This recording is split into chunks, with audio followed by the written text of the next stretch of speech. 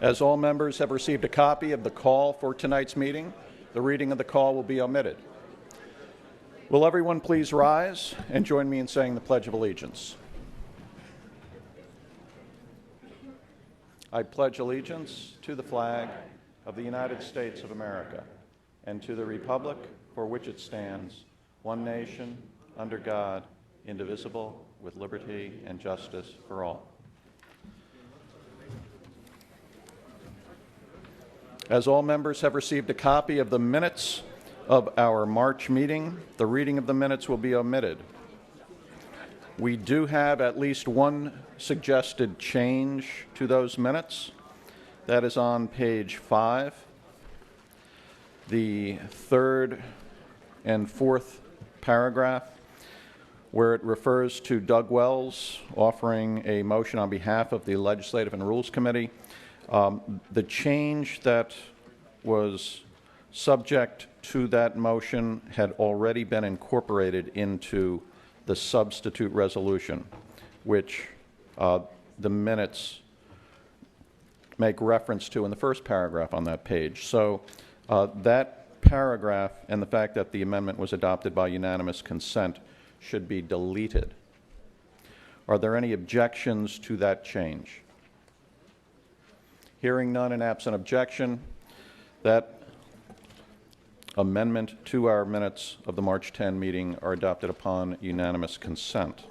Are there any other suggested changes to our minutes of the March 10 meeting? Hearing none and absent objection, the minutes as amended are hereby adopted upon unanimous consent. Bob Brady, Chair of our Education Committee.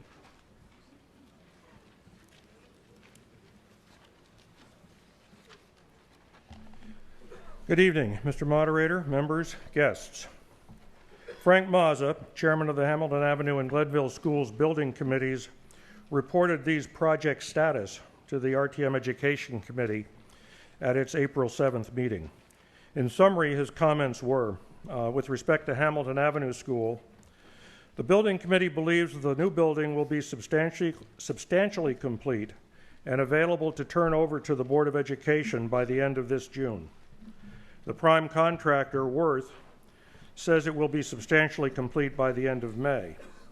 Worth has steadily increased the number of persons working on the job, and it is presently staffing at about 90 persons per day. Many electrical, plumbing, and other inspections have been completed, allowing walls to be closed and painting and finishing to be completed. The exterior is nearly complete, with all of the remaining metal panels to be delivered by mid-June. When asked about flooding in the building basement, Frank explained that there is groundwater beneath the building. A sump pump has been in use at Hamilton Avenue for over 70 years to control this. In the current construction, the pump has not yet been connected to the drain system and presently discharges to the exterior of the building, which is why people see water out there. The building foundation system was designed to accommodate the groundwater. Furniture and carpets are being installed as rooms are completed. This allows volatile organic compounds to dissipate long before the building is occupied. Frank reported that money is tight. There is about $200,000 left of uncommitted funds. Architect and construction management fees are time-driven, so that the longer the project takes to complete, the greater these costs will be. That's basically a reprise of what he had said to us earlier this year. On Glenville School, the Glenville Building Committee engaged Turner Construction as its construction manager to oversee construction. The committee is contracting directly with the various trades and has selected and issued letters of intent to about 20 different trade contractors. About 60 or 70 bids were received across the various trades. Cost is within budget.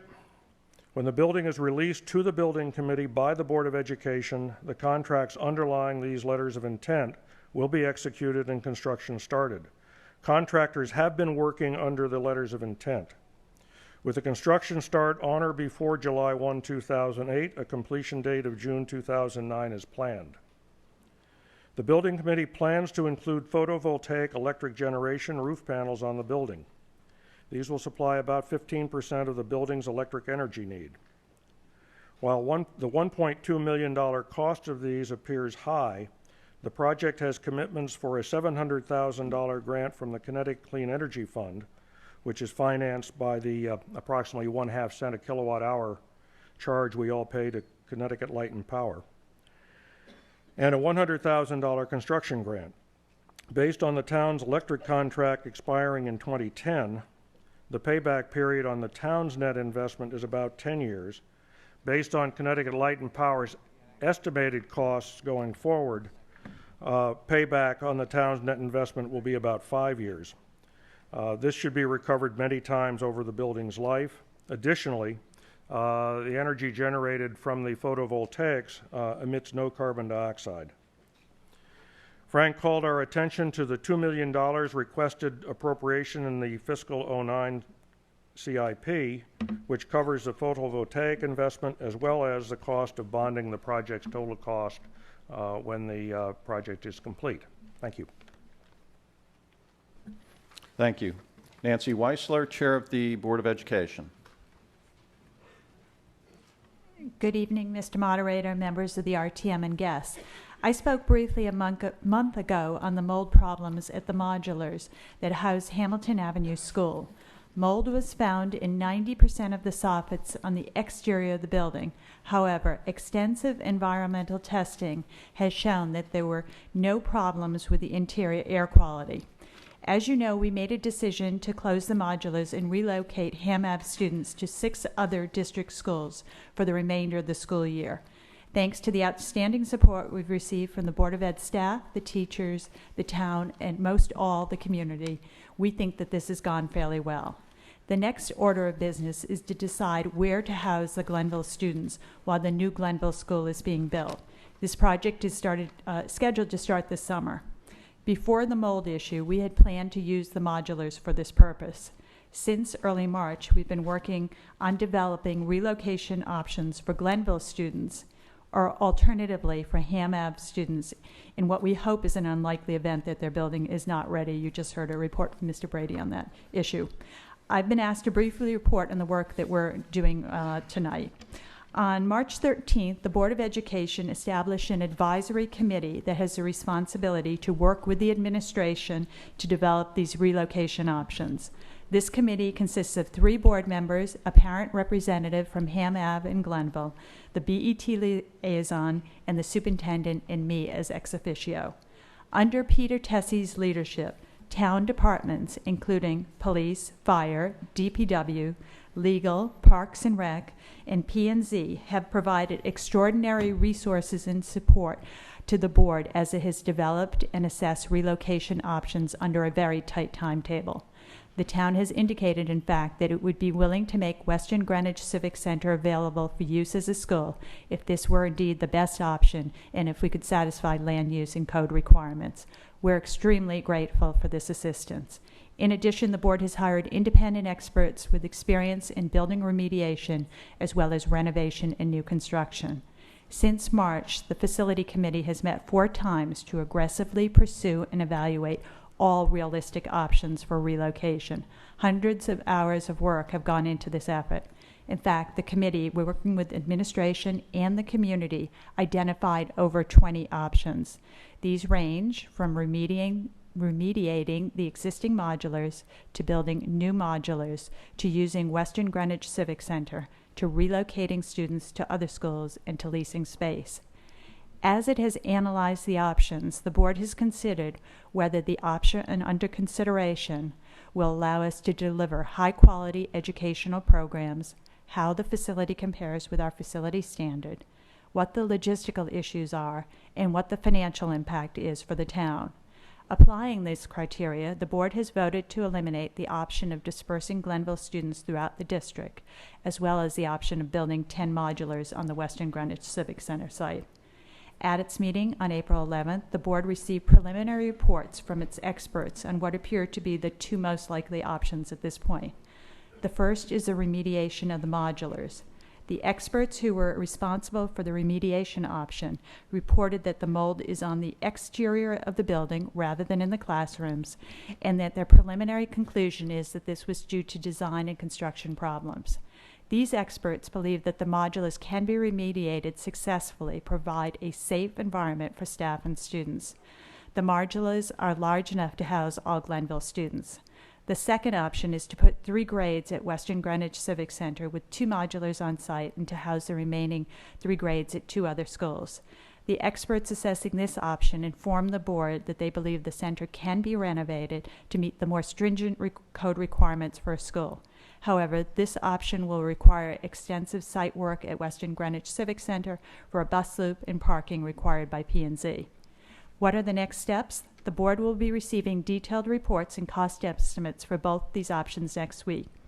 We will be having a meeting next Monday at which anyone who would like to come and become better informed about these options will be at 7 o'clock at Western Middle School, and we will be having our full board meeting a week from Thursday. And we will also hold meetings with both Ham Ave and Glenville communities, and as I said, we plan to choose an option on April 24th. As you can imagine, timing is a big issue for us. Working backwards from the August 27th start date for the next school year, either option will involve substantial construction time. Before this work can begin, BET and RTM and possibly P&Z approvals must be obtained, bid specifications prepared, contracts drawn up. Therefore, we have asked through the moderator if we can include the request for RTM approval of an interim appropriation for the relocation as part of the May budget meeting. We truly regret having to add anything to the already full May agenda. However, we believe that we must make this request to take the prudent steps necessary to try to ensure that Glenville kids will have a place to go when school year starts. Thank you for your time. Thank you.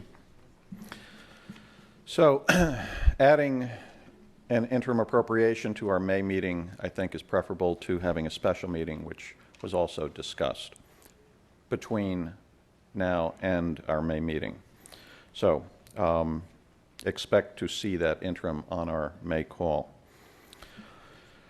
This happens to mark the 4-year anniversary of the very first live telecast over Channel 79 that was initiated by Director Extraordinaire Paul Curtis of District 9 and his crew of helpers. I would like to simply acknowledge all of the individuals over those 4 years who have assisted Paul, and I cannot emphasize enough the respect I have and the gratitude I have for the work that they do. This is a volunteer effort. They get here well before our meeting begins. They are here well after you are already home packing the equipment up. And it is, I think, everyone will acknowledge an extremely professional job that they do. If anyone remembers that first broadcast, you know how far we have come, and that's not to denigrate it. It was ahead of its time then, and it has only improved. So I would like to give thanks to Paul Curtis of District 9 and those who have helped, including Jenny Larkin, Evan Delman of District 9, John Mote, Don Conway of District 2, Neil Ritter, and Frank Quinn of District 5. And I also asked Paul, he has yet another advancement that I thought it appropriate that he announced to you. Paul Curtis?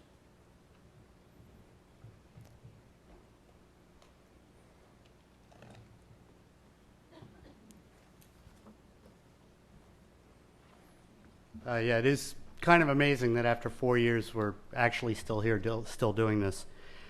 One of the things that makes it hard for Channel 79 is that because it's distributed via Cablevision, we have a lot of Cablevision subscribers, but we also don't have a lot of citizens who have access to Cablevision either through a choice or they just physically can't do it. So within probably the next couple of weeks, we will make an announcement through the normal press that Channel 79 will be available live on the internet, which means that you can tune in and watch Channel 79 as if you were sitting in front of your television set. For the people who are not Cablevision subscribers, this is a great boon, and also for people who are in the city, who are away from their office or cannot make it out to the meetings, will be able to view this as well.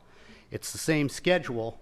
It's just a simulcast of what we're putting out on 79. So hopefully that'll be another way that we bring town government to the citizens, and people will hopefully appreciate how much effort everyone in this room puts into representing the citizens and the electors in this town. Thank you.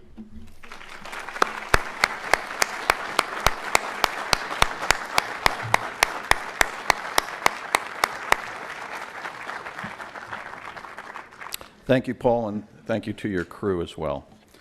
That now brings us to the call for tonight's meeting. Let me just indicate, there was a mistake on the minutes that were sent to you, but I'm told it has been already corrected in Town Hall. And this is just to note, item number 30, which in the copy that was sent to you, repeated the name of the individual in item 29. That has been changed to Joseph Riccardi. Item 30 was the appointment of Joseph Riccardi to the Condemnation Commission.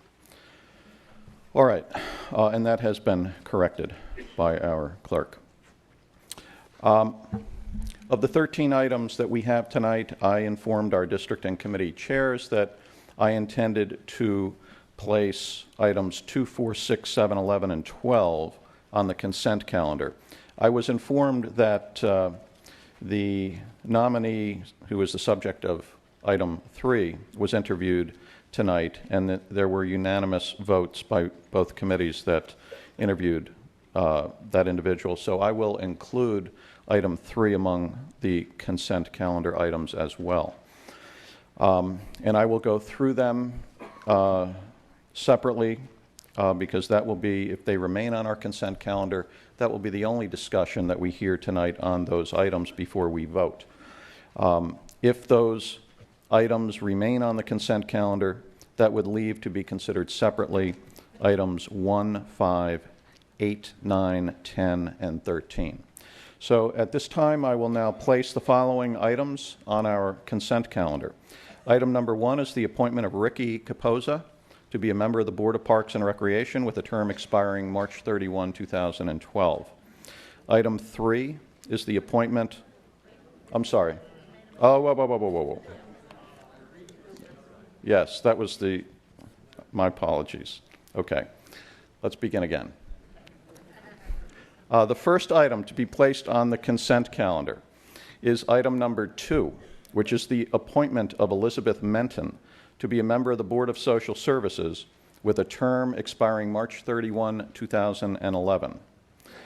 The second item is item 3, which is the appointment of Bruce Dixon to be a member of the Nathaniel Witherell Board for a term expiring March 31, 2010. Next is item 4, which is the appointment of Elliot Benton to be an alternate member of the Inland Wetlands and Watercourses One-Word Agency with a term expiring March 31, 2009. Item 6, the appointment of Patricia Kirkpatrick to be a member of the Planning and Zoning Board of Appeals with a term expiring March 31, 2012. Item 7, the appointment of Robert Shippey to be an alternate member of the Planning and Zoning Board of Appeals with a term expiring March 31, 2012. Now, items 11 and 12, there is a typo, and we'll just note that the board in question is the Flood and Erosion Control Board. And item 11 is the appointment of Aubrey Mead, Jr. to be a member of the Flood and Erosion Control Board with a term expiring December 31, 2011. And the last item to be placed on the consent calendar, item 12, the appointment of Edward Schmeltz to be a member of the Flood and Erosion Control Board with a term expiring December 31, 2011. Are there any objections to the placement of those items on our consent calendar? Hearing none. Will the district chairs please mark your voting cards? Consent calendar, items 2, 3, 4, 6, 7, 11, and 12, and proceed to poll your delegation. That now leaves for consideration items 1, 5, 8, 9, 10, and 13, which we will now take up in that order. So item number 1 now comes before us. Lynn Lavery, our selectman, with that resolution. Good evening, Mr. Moderator, members of the RTM. Resolved that the following named person nominated by the Board of Selectmen be appointed a member of the Parks and Recreation Board for a term expiring 3/31/12. Ricky M. Capoza. Thank you. Will a member please move the adoption of the resolution? The resolution on item 1 has been moved and seconded. Karen Sadekhan with the report of our Parks and Recreation Committee. Good evening. The Parks and Recreation Committee finally interviewed Ricky Capoza. He is a reappointment. He began serving on the Board of Parks and Recreation last fall, as you may recall. By way of background, he's a native of Greenwich and is now a real estate lawyer. He has an interest in playing fields and the Coastal Committee of the board. He appreciates the need for structured playing fields that are in good repair, but respects the need also for passive recreation areas in town. As yet, he told us he feels that he's still finding his way on the board, finding his particular niche where he can focus his energies. When asked what his contributions to the board are, he explained that he's a new voice who wants to see the recreation facilities preserved for future generations in Greenwich. He's only missed 1 meeting, and it looks like he is taking his commitment seriously to the board. Our vote was 7-1-3. District 12 was absent. The vote against Ricky was from a member who wanted to see more balance on the board, the balance between passive recreation. The votes abstaining, we had an alternate delegate attending for the first time who preferred not to vote. And again, there was concern about balance on the board. Thank you. Thank you. And before we get the next report, let me just remind, if there are any members who have yet to be sworn into the new term, please take care of that before you vote tonight. Chris Von Keyserling with the report of our Appointments Committee on item number 1. Item number 1, Mr. Capoza, we saw, oh my gosh, way back on the 22nd of January. It was a 9-0-0 vote. He's a lawyer, highly focused on the restructuring of harbor management, and was highly endorsed by the board's chairman and other members that were present. They consider him to be an essential member of their board. Thank you. Thank you. Discussion on item 1. Will the district chairs please mark your voting cards, item number 1, and proceed to poll your delegation. Item number 5 now comes before us. Ms. Lavery. Resolved that the following named person nominated by the Board of Selectmen be appointed a member of the Planning and Zoning Board of Appeals for a term expiring 3/31/12. Donald R. Kiefer. Will a member please move the adoption of the resolution? Resolution on item 5 has been moved and seconded. May we have the reports? Mr. Berg, are you giving the Land Use Committee report?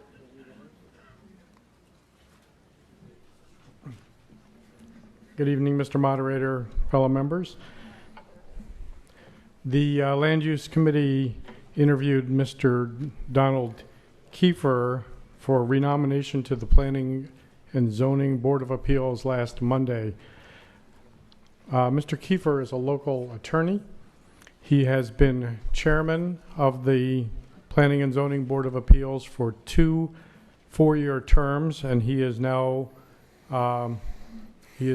being nominated to serve a 3rd 4-year term. In answer to a question, Mr. Kiefer said he had no specific goals for the new term. He said that his board has had to meet 20 times a year to hear 145 applications due to our recently active real estate market. He says the town's procedures for builders and homeowners are overly complex and unfriendly. Mr. Kiefer categorized typical Planning and Zoning Board of Appeals cases. First of all, he said 50% of their cases are homeowners or builders who are seeking variances. Secondly, are special exceptions such as schools, churches, and nurseries in residential neighborhoods. And the third is appeals of planning and zoning actions. To support a variance, one must demonstrate a unique non-financial hardship and obtain community acquiescence. Mr. Kiefer acknowledges that it is very difficult for the average resident to know how to object to a neighbor seeking a variance. However, he had no solutions to that problem. When asked what could be done to simplify the building permit process in town, he said that planning and zoning needs to adopt new regulations to support the new plan of conservation and development. Mr. Kiefer acknowledged that planning and zoning does not have adequate resources for that task. Mr. Kiefer said that only 4 to 6 actions of his board were appealed to Superior Court last year, and only 1 decision was reversed. He said that of the 145 applications that they heard, 72 variances were granted. He said the percentage is high because the zoning enforcement officer, Jim Maloney, does a very good job of solving applicants' problems at the counter and of discouraging weak appeals. The vote of the Land Use Committee was 11-1-0. The negative vote was from District 3. The representative did not like Mr. Kiefer's answer to his question about obtaining paper agendas in advance of commission meetings. Thank you. Thank you. Mr. Von Keyserling with the report of our Appointments Committee. Thank you, Mr. Moderator. Don Kiefer is probably, I think, the longest member of the Board of Appeals. I think it's his 4th term. He's a local lawyer. We looked into the situation of possible conflicts of interest with his law practice, and there appeared to be no problem. The vote was this. We saw him on March 18th, and the vote was 10 in favor, 1 opposed, 1 abstention. The opposition, or the negative vote from District 3, was concerning term limits, among other concerns. Thank you. Discussion on item 5. Will the district chairs please mark your voting cards, item number 5, and proceed to poll your delegation. Item number 8 now comes before us. Lynn Lavery. Resolved that the following named person nominated by the Board of Selectmen be appointed an alternate member of the Planning and Zoning Board of Appeals for a term expiring March 31st, 12. Lawrence Larson. Will a member please move the adoption of the resolution? Resolution on item 8 has been moved and seconded. Mr. Berg, are you going to give the report on this? Peter Berg, Vice Chair of our Land Use Committee.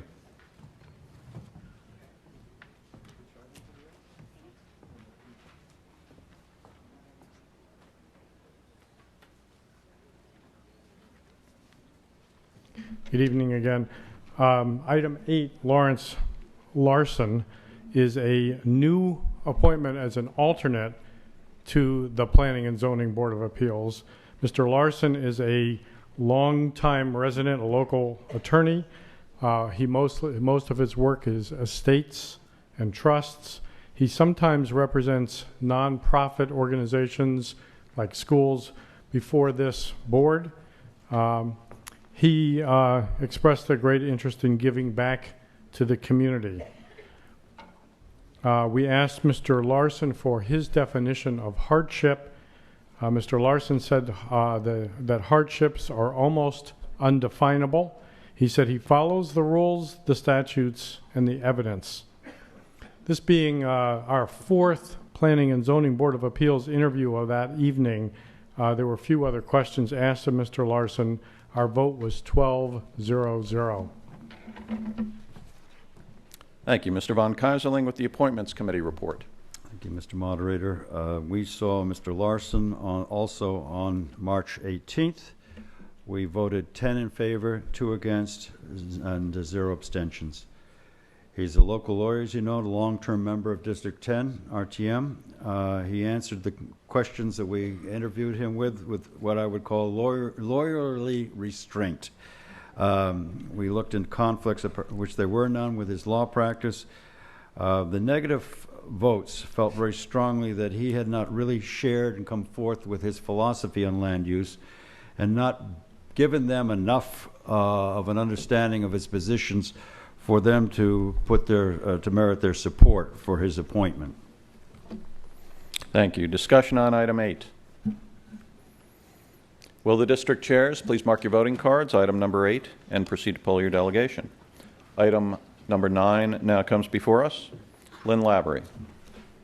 Resolved that the following named person nominated by the Board of Selectmen be appointed a member of the Alarm Appeals Board for a term expiring 3/31/12, Sean Turpin.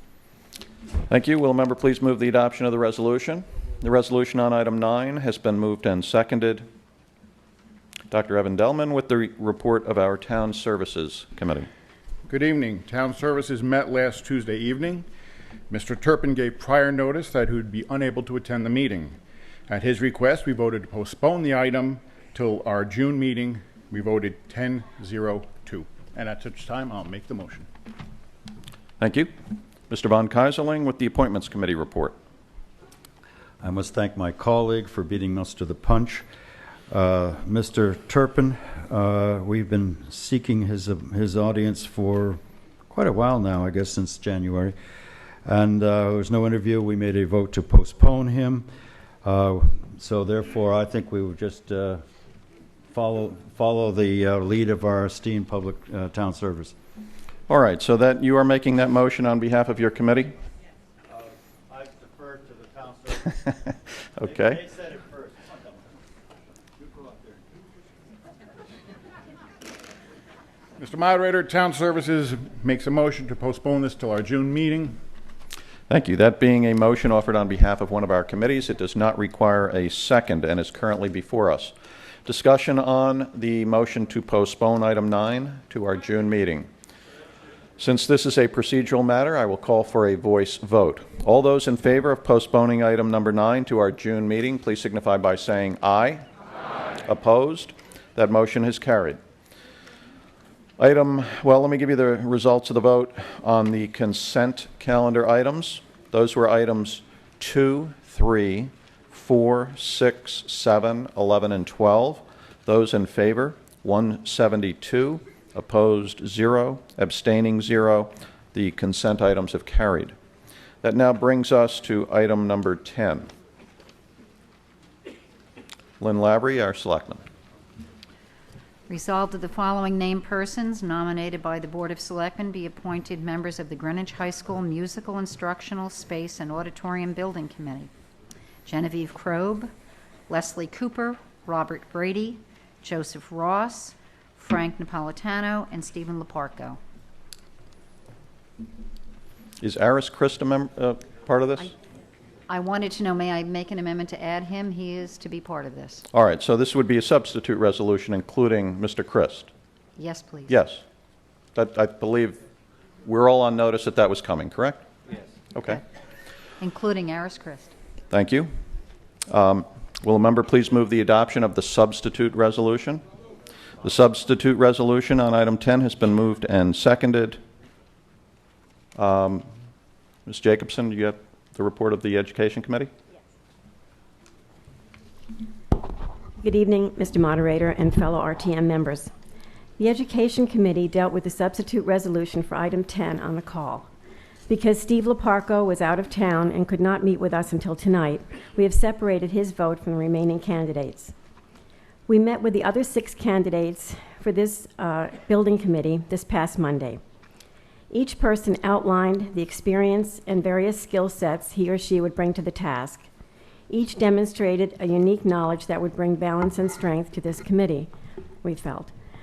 Their experience included previous business committee, building committee service and RTM service, as well as backgrounds in finance, engineering, law, construction, architecture, and music, and service on the Board of Ed, PTA, and Planning and Zoning. We spoke for a considerable time with the applicants about the difficulties on the Hamilton Avenue project and what could be done differently going forward. Concerns were expressed about the role of the project manager for Hamilton Avenue, who reported to the construction company, not to the building committee, about the repeated turnover of project managers, and to the many problems with subcontractors, again under the control of the construction company. Also referenced was the issue that the physical size of the initial proposal that was presented for the new auditorium earlier that evening would require variances for both height and square footage. It was emphasized to us that the charge of the building committee is to, quote, deliver the project, end quote, not to make decisions as to the form it takes. The Education Committee voted 11-0-0 in favor of the 6 candidates, with District 1 absent. At tonight's meeting, we voted for Mr. Leparco 9-1-0, with District 2 and 12 absent. The no vote cast was because the representative believed that the composition of the building committee was not strong enough. Thank you. Thank you. Mr. Von Keyserling with the report of our Appointments Committee. Thank you, Mr. Moderator. We met several times on this committee. We first interviewed, I'm sorry, hitting the blank here again, Bob, our Chairman of Education, on somewhere before the 24th of this month, I think the week before. On the 24th of this month, we met the major body that you see before you.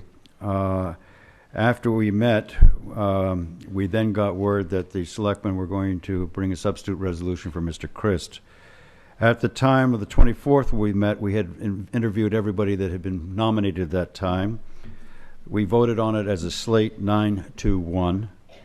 There was a considerable discussion on our committee on the methodology, whether we should vote individually or as a slate.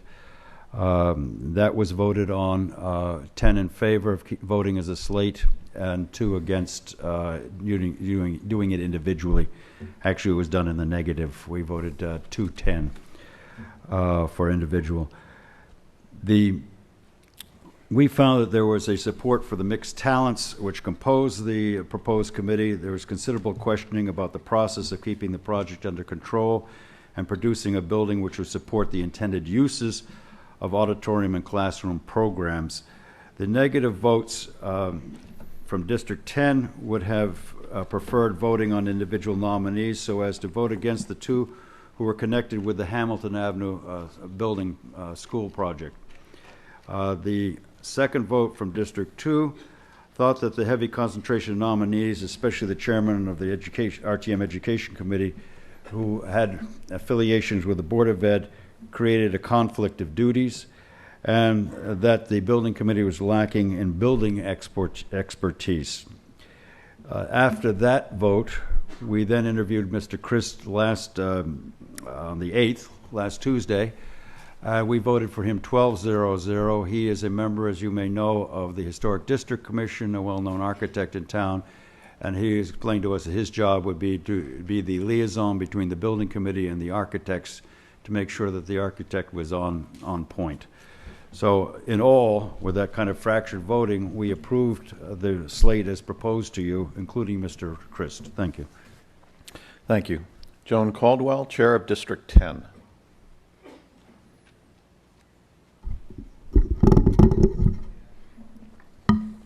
Mr. Moderator, members of town meeting. When this item came up at our district meeting last Thursday, it generated a great deal of discussion. Most of it was about the composition of the committee. A lot of us felt very strongly that the experience that we as a town have had with the construction of the Hamilton Avenue School was something we did not ever want to see repeated. And we were not sure exactly what the root cause of it was, but one thing we felt fairly certain about, and that was that the building committee involved there could have probably done something. We don't know what, but something. Anyway, at our discussion relative to the building committee for the Greenwich High School auditorium and music rooms, we couldn't help but be concerned about the amount of money that we're being asked to spend. It's a huge sum of money, and it's not for flood control in Byram or traffic control in Old Greenwich or fire suppression in Northwest Greenwich, all of which continue to be major needs of this town, but for a new auditorium and music rooms. Now, if we accept the fact that this is needed and needed now, we must also accept the fact that this town wants a quality auditorium. It wants quality building in every instance that is cost effective. The facility being proposed to us is the most technical building that we've put in, and that includes really the police station, because there are things in that police station that aren't nearly as demanding as I think are going to be in this auditorium. It's going to require specialists in acoustics, in lighting, in silent, that's the operative word, silent heating, ventilating, HVAC. You all know that there's a problem with noisy equipment over at the present high school. It's going to require people who understand the special needs of electronic music. Going to need them for design and construction. But more importantly, it's also going to need people with the same expertise on the building committee. People who are knowledgeable enough in these specialized areas to be able to understand and to assess the information that is being given to them by the architects and the engineers that we will hire to do the building. District 10 feels that the people being proposed on this committee, while very well-meaning, and people who have done a great deal and continue to do a great deal for the town, are not strong enough in the disciplines that I've mentioned. There's no one here that knows acoustics. There's no one here strong in lighting. We have someone on the committee who is familiar with theater and opera, but from a fundraising standpoint. We're not raising funds. We're taking funds from the taxpayer. We feel that the knowledge required should be added to the committee, that without it, we're simply setting ourselves up as a town for the Board of Education and the building committee to come back to us at a later date and tell us that the money we thought we had appropriated, that we thought was sufficient, is not, and that they need more, just as was the case in Hamilton Avenue. There is little interest in the people we represent in appropriating more money. $25 million is a lot. And so we're going to vote as a district against this. We think that we need better expertise helping us bring this building into the future. Thank you. Further discussion on item 10. Mr. Von Kaiserling.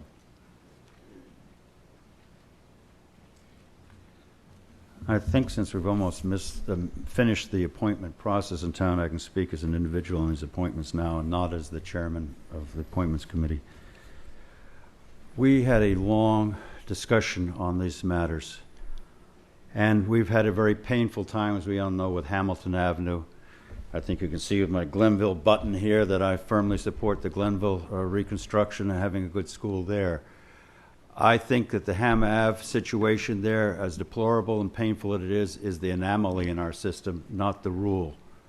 There was a perfect storm where a lot of things went bad and caused a lot of problems for all of us, and there's probably enough blame to go around with some chagrin.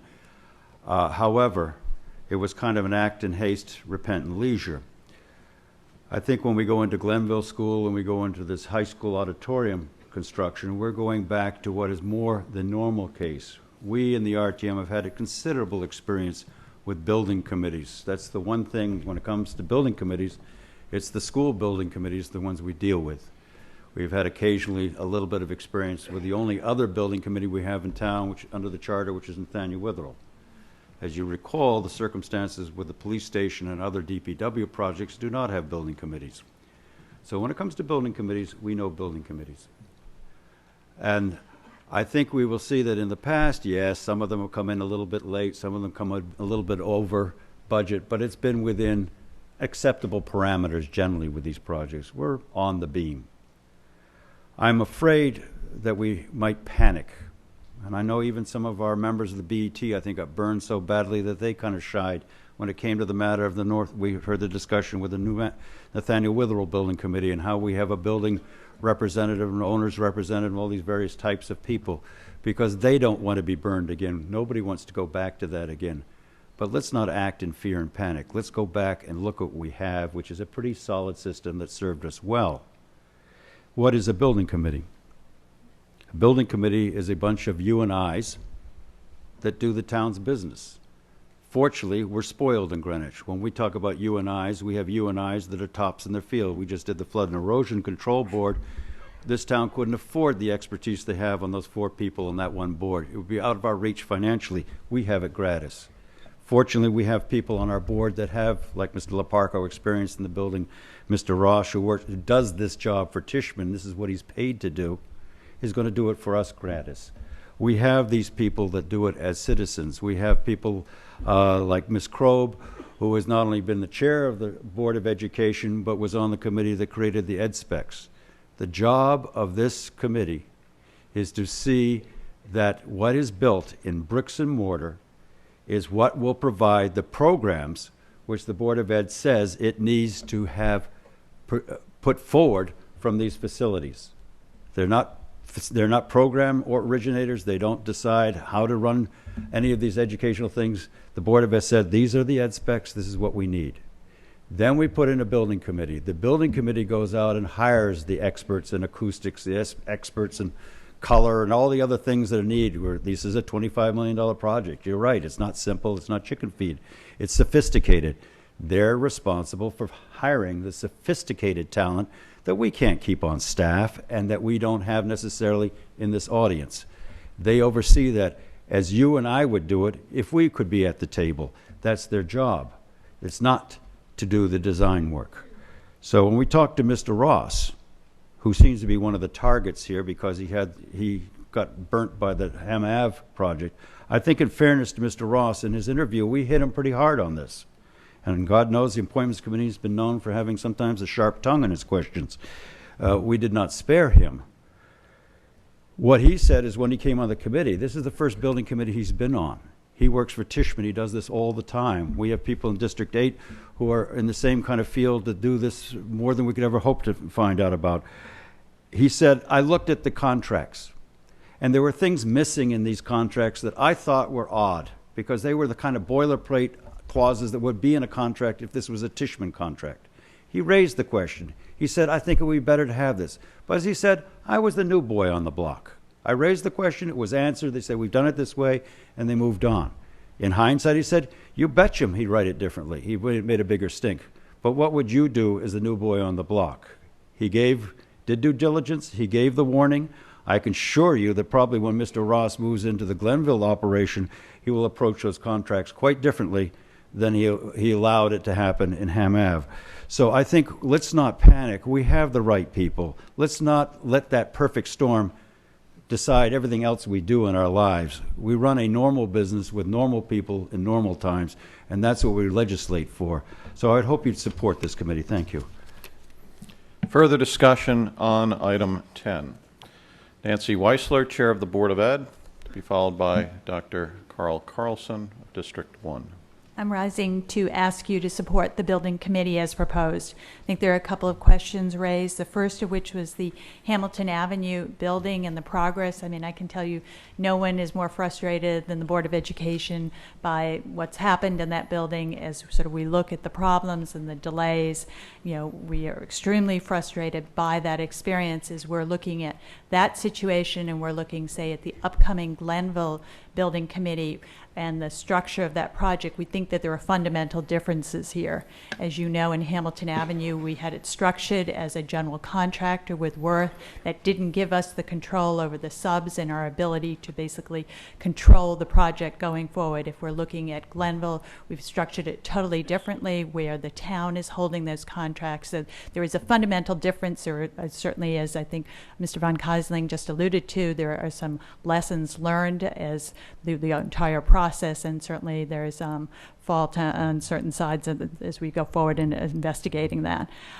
Second, in terms of the expertise that this building committee has, I mean, I feel extremely comfortable that we have extremely strong technical expertise here, with 3 people in the field being, Mr. Ross from Tishman, Aris Christ, the architect, and Mr. Leparco from Leparco Construction.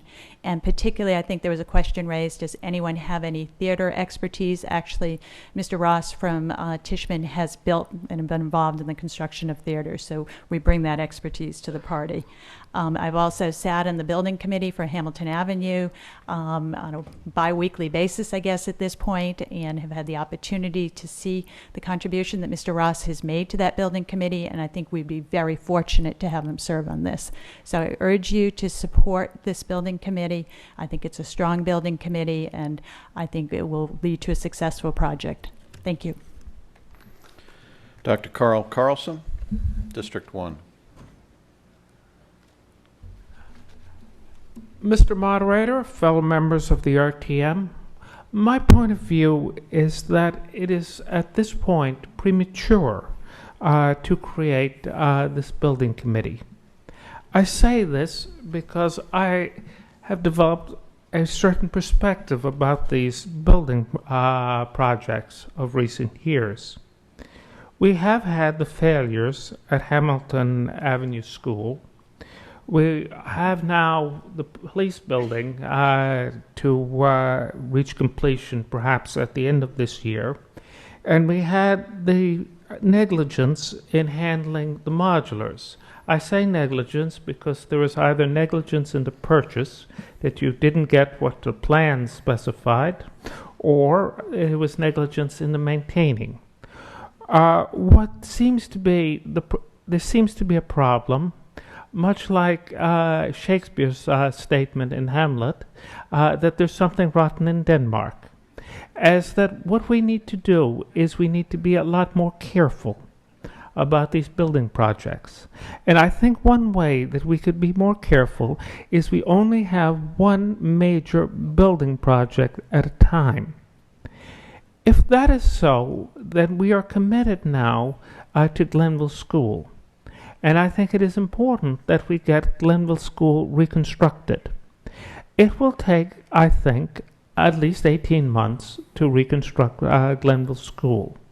So my point of view is that this building committee, which may also be a bit of a political pressure committee for the purpose of getting on with the high school project, is coming too soon. The money for the engineering study for this, I think, would probably be better used to help out the situation with the students and relocating the students in Glenville School as a kind of a compromise on money. Therefore, I would like to ask you to vote no.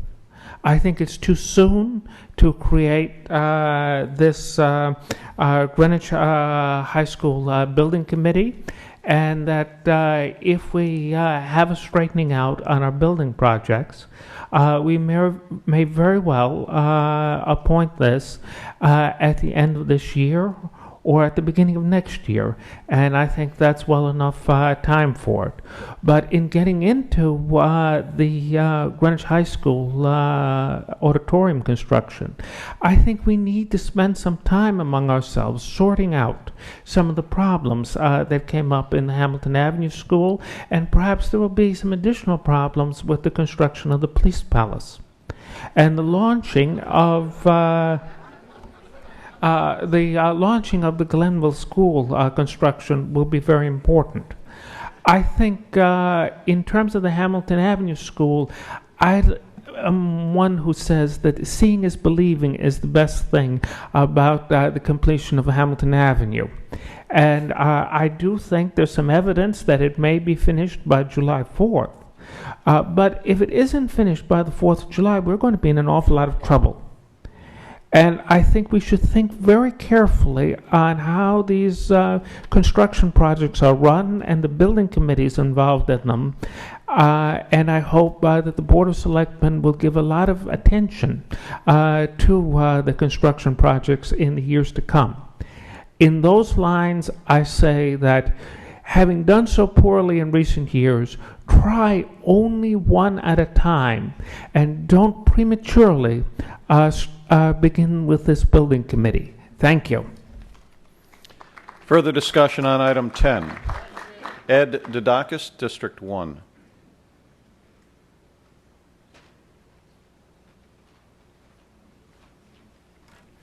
Thank you, Mr. Moderator, members of the town meeting. I couldn't agree more with my colleague, Dr. Carlson.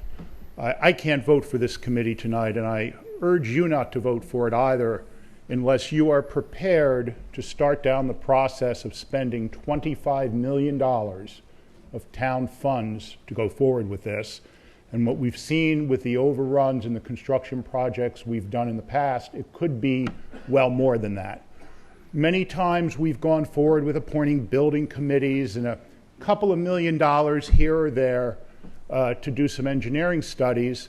And then when we get to the meat of the project and we decide, well, whoa, maybe we don't want to go forward with it, it's thrown back to us, well, you have a building committee, you have done engineering studies, you've allocated money. What were you possibly thinking if you didn't want to go forward with this? We've got a lot of problems in this town that are going to require a lot of money. And I think if you listen to what Ms. Caldwell said, she talked about a lot of those, the Northwest Greenwich Fire Station, among others.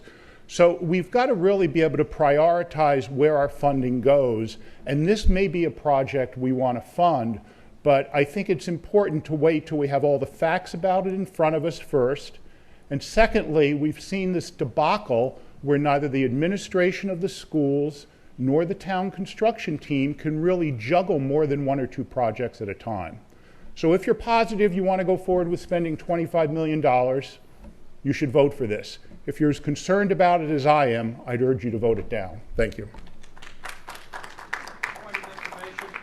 Further discussion on item 10. Mr. Von Keyserling, please state your point of information.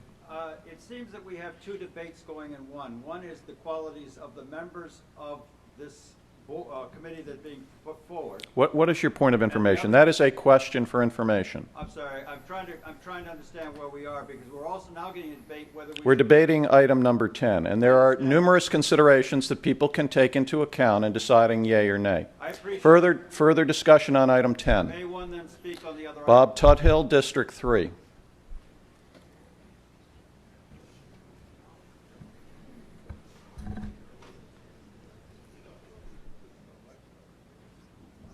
Mr. Moderator, I think I'm comfortable with the quality of the people that were presented to us, but I am deeply troubled by the idea of approving them tonight. We might end up with a building committee with no money, because at least next month there will be a real question as to whether to go ahead with this project.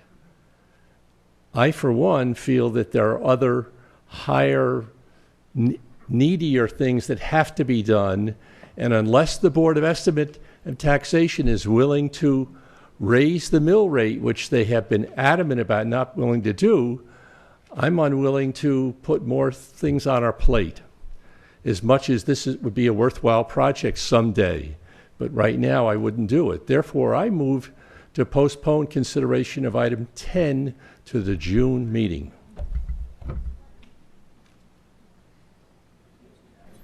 Hearing no second.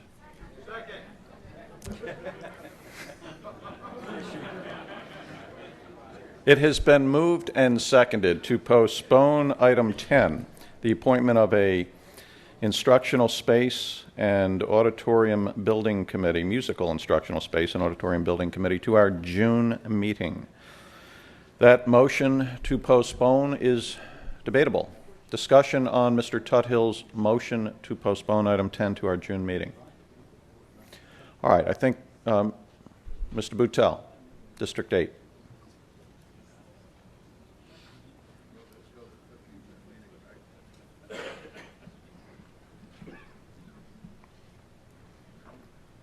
Mr. Moderator, fellow members, I hear good arguments on both sides on this item, but I think Mr. Tuthill's motion is perfectly timely. Even if we vote for the money next month as part of the budget process to get this program started, that money doesn't become available until July 1st anyway.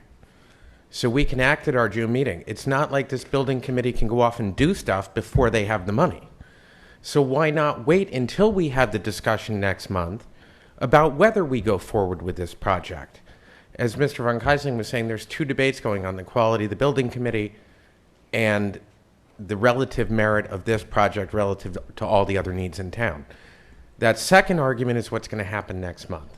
I think we need to have that second debate before we move forward with this building committee. And as I say, if we act favorably on the budget request next month, we can act favorably on the building committee in June. Doesn't slow their progress down at all. So I think it's responsible of this body. Don't create a building committee until you have sure they're going to have something to manage. Thank you. Further discussion on Mr. Tuthill's motion to postpone item 10 to our June meeting. All right. Again, this being procedural, I will call for a voice vote.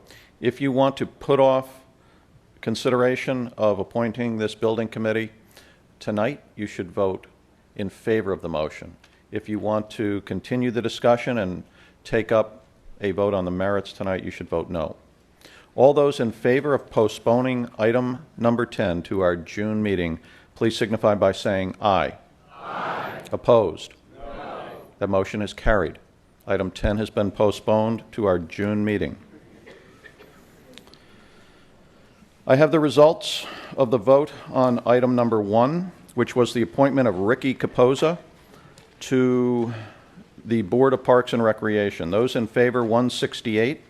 Opposed, 5. Abstaining, 1. That item has carried. I also have the results of the vote on item number 5, which is the appointment of Donald Kiefer to the Planning and Zoning Board of Appeals. Those in favor, 153. Abstaining, 18. I'm sorry, opposed, 18. Abstaining, 2. So the vote was 153 in favor, 18 opposed, and 2 abstaining. That item has carried. And I believe we're still waiting for a card from District 12 on item 8. Item 13 now comes before us. Lynn Lavery with that resolution. Be it resolved that the Town of Greenwich accept a gift not to exceed $100,000 from the Parks and Rec Foundation for the purpose of conducting surveys, preliminary engineering, and preparing schematic plans to build a new community pool at Byram Park. Thank you. Will a member please move the adoption of the resolution? The resolution on item 13 has been moved and seconded. Who will we start with? Karen Sadekhan, Chair of our Parks and Recreation Committee. As you know, this is a resolution to accept a gift from the Parks and Rec Foundation of $100,000 to conduct surveys and preliminary engineering studies for the replacement of the pool, the Byram Pool, the total cost of which is estimated to be between $5 and $7 million. Selectman Lynn Lavery was present to explain the gift and the project. The goal is to provide a new larger pool with a toddler pool, changing rooms, food concession, and other appropriate features. The current pool, interestingly enough, is 68 by 25, and the group is proposing a 25-meter pool, which would be 75 feet. It's really not that much larger, but the point is to hold more people at a time. Only 40 can currently go in the pool at one time. The study will also look at the parking areas. It will consider the possibility that the pool site might have to be changed as its current proximity to the water may be too close for zoning regulations. Our committee tended to jump ahead, asking specific questions about the project's details. However, after many questions, we reminded ourselves that this is the first phase.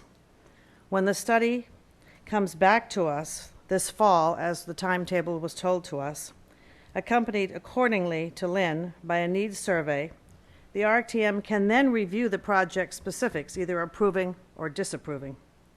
We were told the $100,000 is coming from multiple donors. No details were forthcoming as to the donors or the source of the gift of the $5 to $7 million. Our vote was 11-0-0. District 12 was absent. Thank you. Bob Tuthill, Vice Chair of our Finance Committee. Due to a little confusion, we did not consider the item last Monday, and it was taken up tonight at 7:30 here in the school. Basically, I think it's hard to follow Karen because she said about everything you need to know, other than it's a 25-meter pool. Am I right, Lynn? Which means it's about more like 80 feet long. But basically, unlike some projects where I think it would make sense to be very careful before you spend any town money, in this case, we'll get the opportunity with donated funds to look at something no more than we know today without spending any of the town money. It's also pointed out very important, I think, was the question of the meeting is who would be running this study? Who's doing it? It would be the town. In other words, we're talking about accepting a gift of money, but the town would be running the study. So we should feel confident just as if we were spending town money to do it.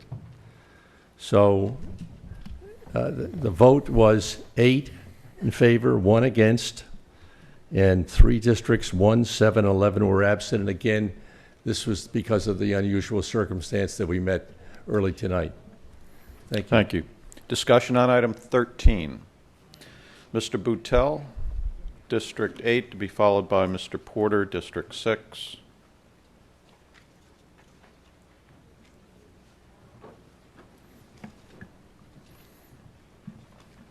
Mr. Moderator, fellow members, we in District 8, where I'm the chairman, spent about an hour on this item with a representative of the group wishing for us to accept this gift.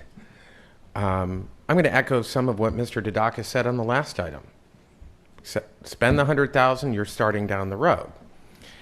This group has made statements in our district and in writing. For example, they have said that this pool will only be for the use of Greenwich residents.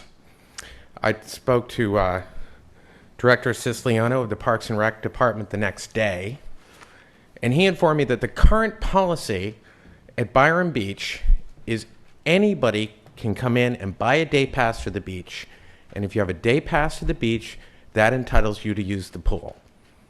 So who are we building the pool for? It was raised in our district, the concern.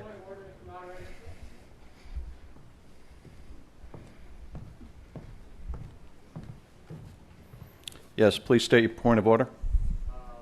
Mr. Pruner.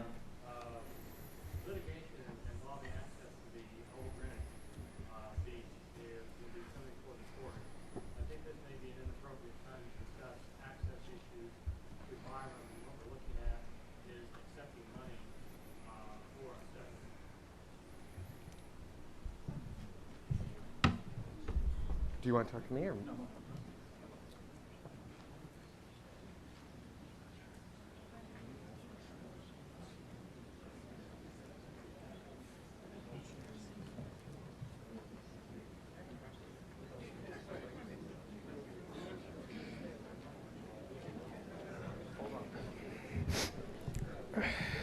I'm told we need to be careful in what we say. Mr. Boutel. All of us, Mr. Moderator. But Mr. Boutel, what I said was the point of order raises an interesting question, but you are free to continue speaking. That's what I said to you.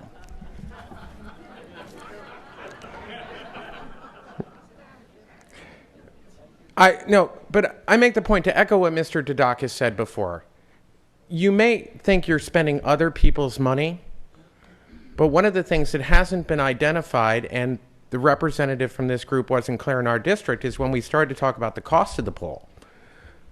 How much is that other unidentified group going to come up with? When we accepted the money for the turf at Greenwich High School, we had a group that had come forward and had made actual commitments. We are committing ourselves to potentially spending town money on construction, town money on litigation.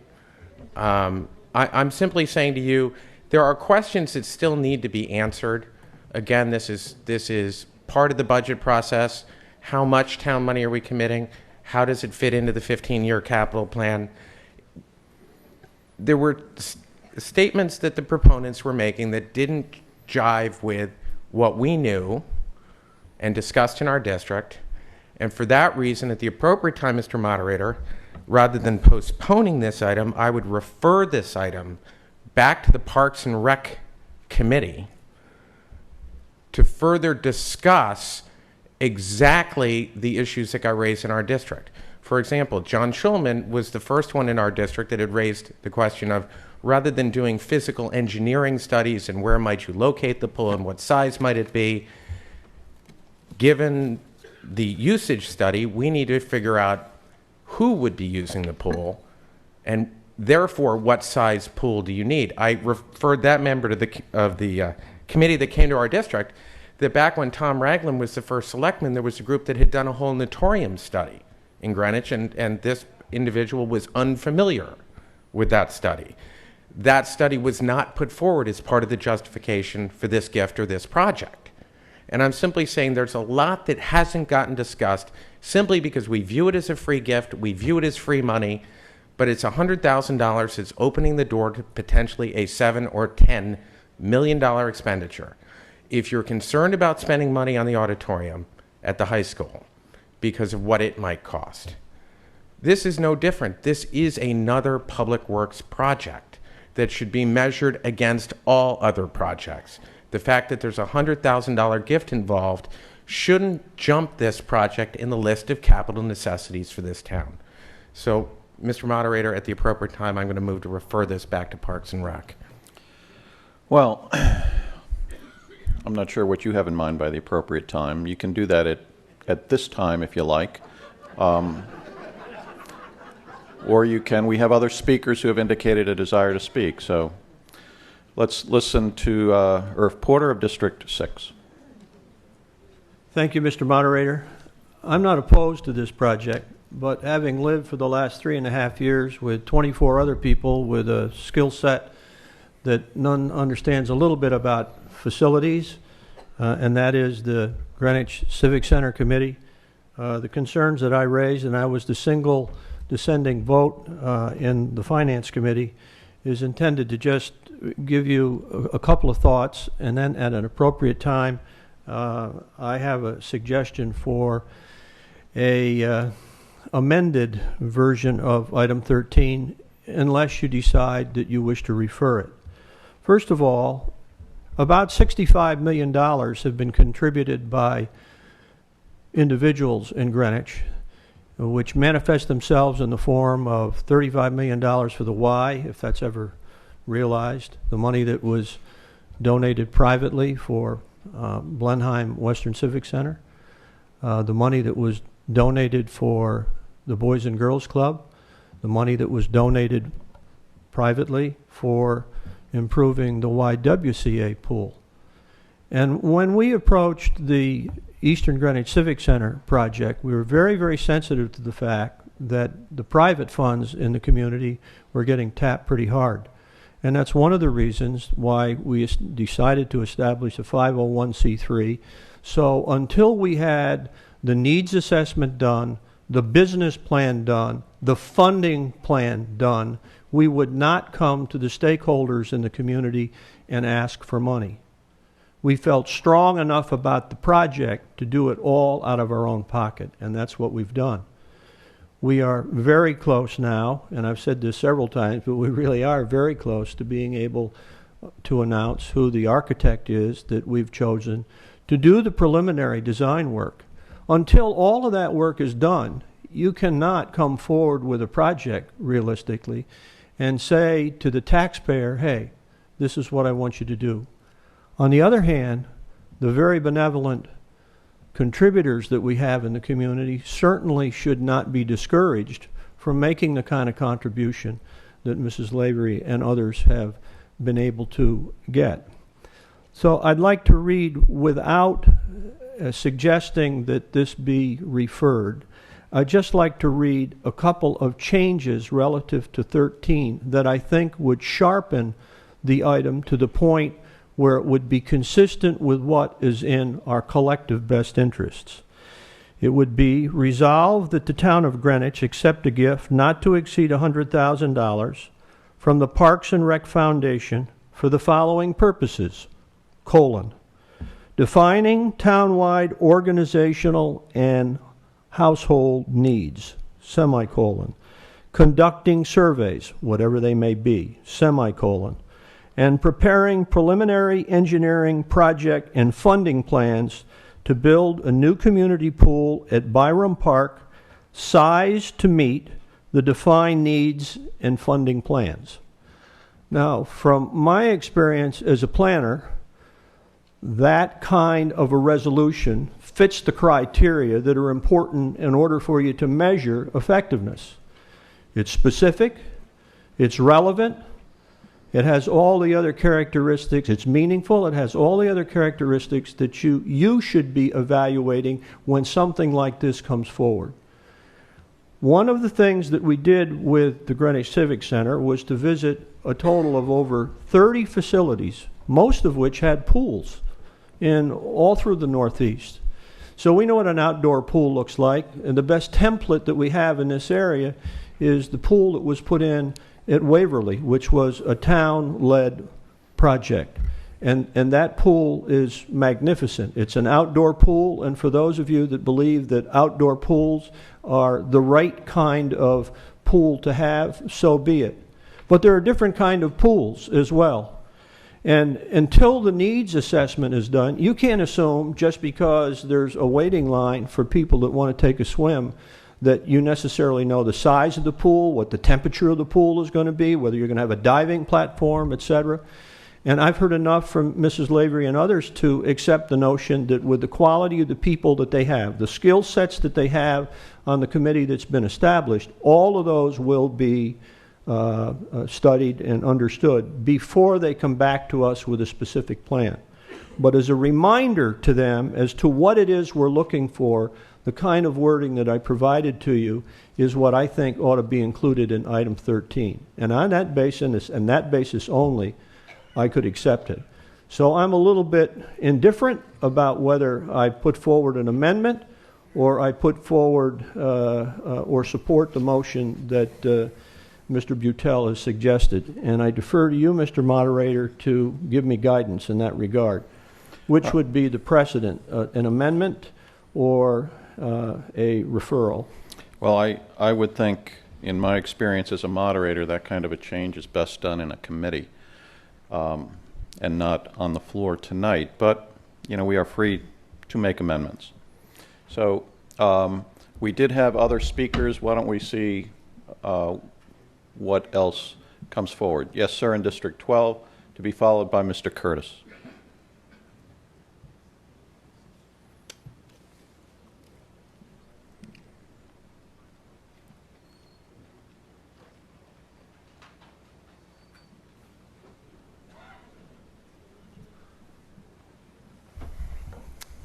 Thank you, Mr. Moderator, members of the RTM. I'd like to introduce myself. My name is Sean Asselin, and I'm in District 12.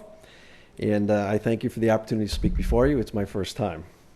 I have asked to speak to you tonight because I believe that we should all strongly support item 13 and generously accept the donations that have been offered for the engineering study to rebuild the Byram Pool. I feel strongly about this issue primarily because my family and I frequently use the pool in Byram during the season, even though we live across town in Riverside. We use it primarily because we dock our boat in Byram Park, and it is wonderful to have the pool available at the marina to use either before or after the day on the water with the kids. I know of many other families who use the pool in the same way. I often think my children would rather just stay in the pool instead of coming out with me in the boat. But as we know, with the capacity limitations in the pool, it's not really an option. They can only stay 20 minutes, as we know, during peak time, and they have no choice but to get out and come with me. It seems a shame that we as a community have only one public pool that can accommodate 40 people.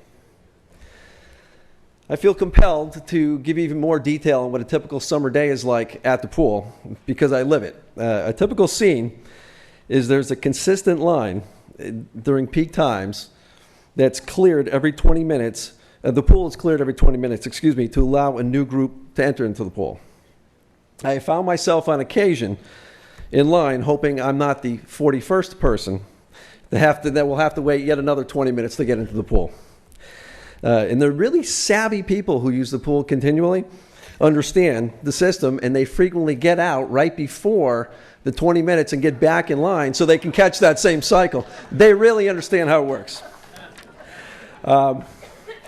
The good news is that once you're in the pool, it's absolutely stunning.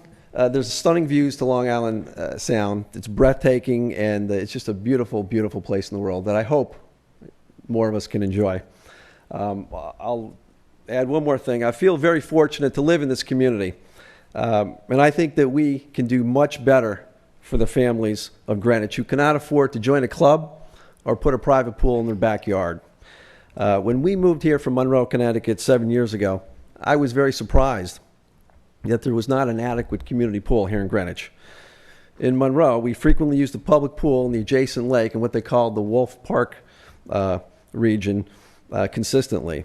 And when we were looking for a home in that town many years ago, I distinctly recall the realtor showing us the park and the pool as a strong selling point in the community, which in fact it was. We don't have that luxury here in Greenwich.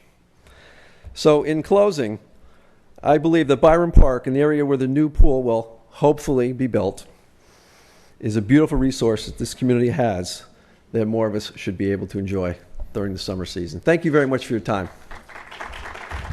Thank you. Paul Curtis, District 9, to be followed by Nancy Burke, District 2. Ladies and gentlemen, I'll be very short. Mr. Boutel makes a very valid point, and that point is that when we take on an engineering and architectural types of monies and we spend those monies to find out, basically design a project, many in this room would say that that's an implied decision that the RTM is going to go through with that project. I disagree with that.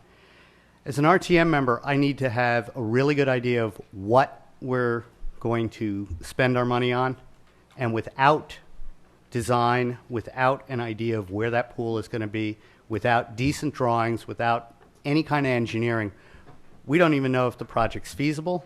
We don't really know what it's going to cost. And for me to make a decision without that information is even worse than spending the $100,000 up front. I would like to say that we as a body should go ahead and let's find out what this is going to be. There are many questions. There are questions in my district. There were questions in the committee, many of which can't be answered without having accurate and good information to base our decision on. Remember, we're not allocating money to build the pool. We're merely allocating money and accepting a gift to find out if it's the right thing to do. Thank you. Further discussion on item 13. Nancy Burke, District 2. Yeah, I think that we need to discuss the whole project and not just the gift, which is very generous, and I don't mean to denigrate the gift from private donors. In District 2, we discussed the cost, the priorities we have in this town, the relocation of the pool possibility because of the being so closely located to the Long Island Sound, and also general usage.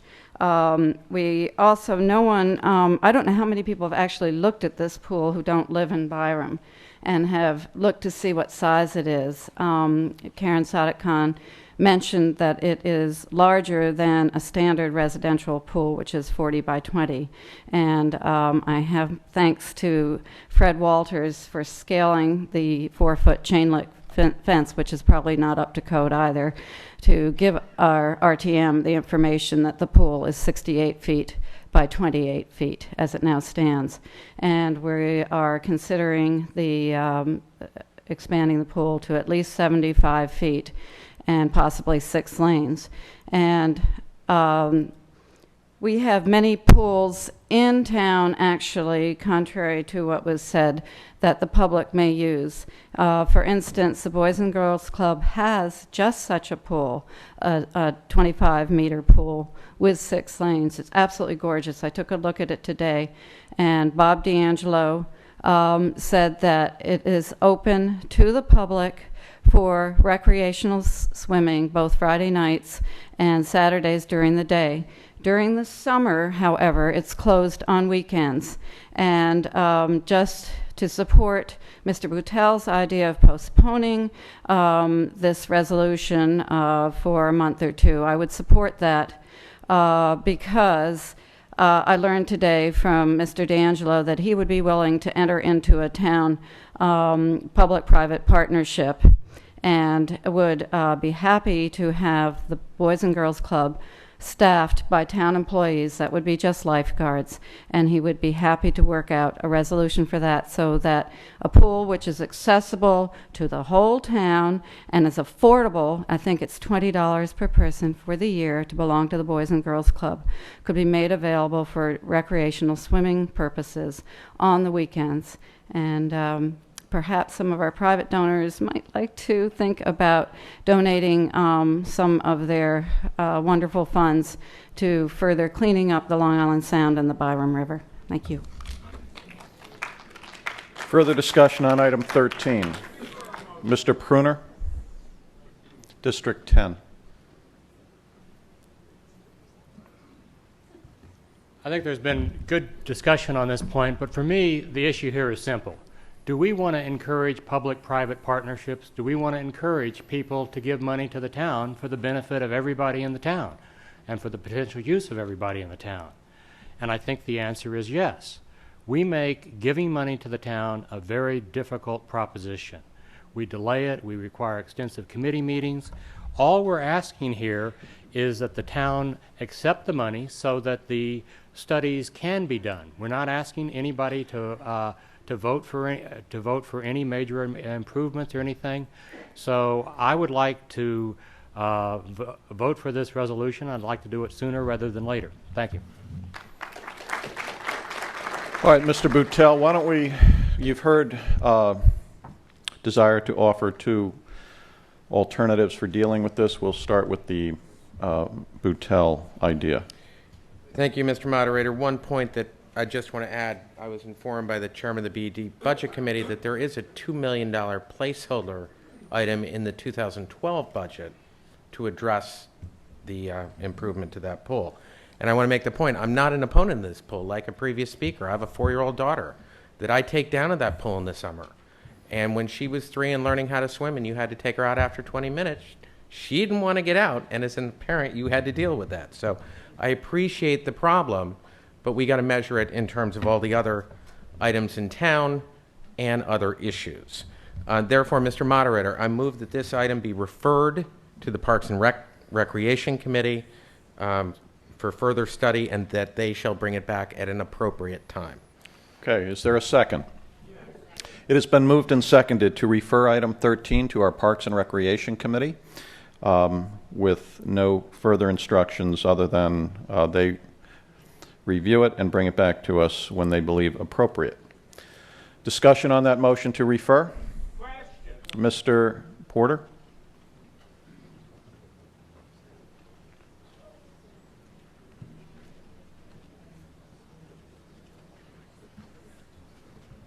Mr. Moderator, members of our forum, I'd be very comfortable personally if, as a starting point for the focus of the Parks and Rec Committee, that the wording that I suggested be considered by them as well as anything else. And on that basis, I think it would be redundant if this body decides that it's not appropriate to refer it, so be it. But I would encourage you to think about the wording that I suggested, which is far more specific and will make it much more easy for you to weigh the value of this project if you have the data that you need. Thank you. Further discussion on the motion to refer? All right, I will, yes. Is that an interest? Mr. Pugliese? Sure, come forward. This is speaking on the motion to refer item 13 to our Parks and Recreation Committee.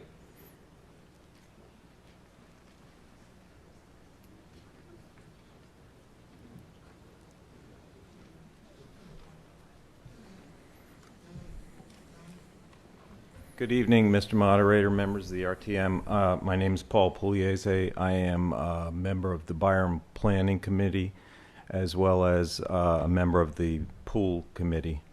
And I think it was brought up previously that this is already part of the CIP budget. It's part of the Byram Park Master Plan. This is not a new idea and a new group just coming forward with this idea. It's been around for many years. Anyone who goes there can see that the pool is totally inadequate, if not embarrassing, for the town of Greenwich. And all we would need to do right now is we can't do anything without an adequate engineering survey, knowing where the flood zone elevations are. So this is a preliminary step to figure out if the pool is feasible in this location. Postponing it is just pointless, and if anything would require town funds to do exactly the same thing at a future date. So I urge you to move forward on this now. Thank you.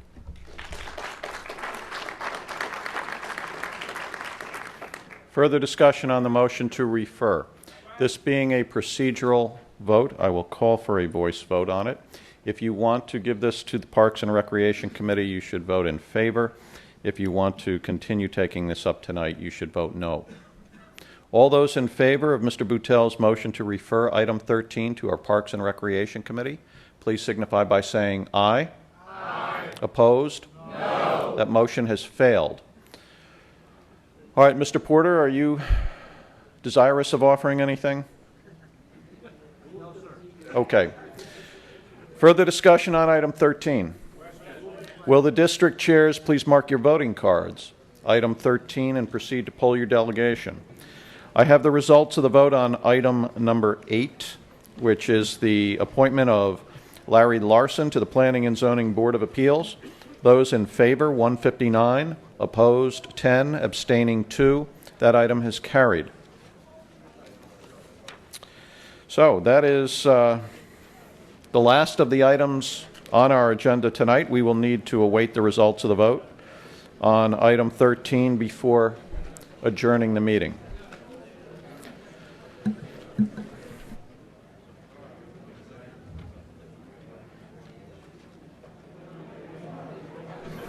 I have the results of the vote on item 13, the acceptance of a gift regarding the pool at Byram Park. Those in favor, 133. Opposed, 33. Abstaining, 5. That item has carried. There being no further business to come before the meeting and absent objection, the meeting is now adjourned upon unanimous consent. Thank you all for coming. Have a safe trip home.